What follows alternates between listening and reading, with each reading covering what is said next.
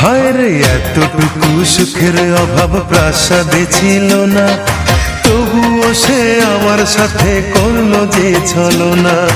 একদিনে আমি মনের ভুলে গিয়েছিলাম দূরে, এসে দেখি প্রাসাদ আমার ছাই হয়েছে পুড়ে।